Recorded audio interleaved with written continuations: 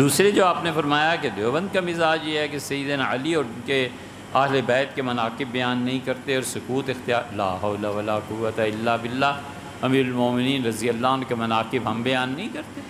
امیر المومنین رضی اللہ عنہ کے مناقب پہ مولانا ابوالحسن علی ندوی رحمۃ اللہ نے کتاب نہیں لکھی؟ امیر المومنین کے مناقب پہ یہ مولانا منظور نعمانی صاحب رحمہ اللہ پورا معارف الحدیث کا میں پورا انہوں نے تذکرہ نہیں کیا؟ امیر المومنین رضی اللہ عنہ کی خلافت حقہ ہونے کے بارے میں قاضی مظہر حسین صاحب نے نہیں لکھا؟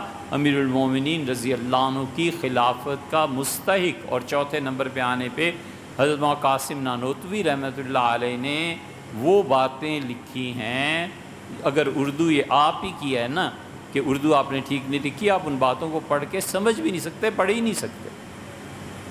کیسے آپ کہتے ہیں کہ سیدنا علی رضی اللہ عنہ کے منقبت پہ خاموش رہتے ہیں؟ وہ سیدنا علی رضی اللہ عنہ کے مخالفین کو میں ام المومنین اور عائشہ، طلحہ، زبیر سب کے رضی اللہ عنہ اجتہادی خطا کا مرتکب قرار دیتے ہیں۔ اب اس سے بڑی بات کیا ہو یار؟ غلط باتیں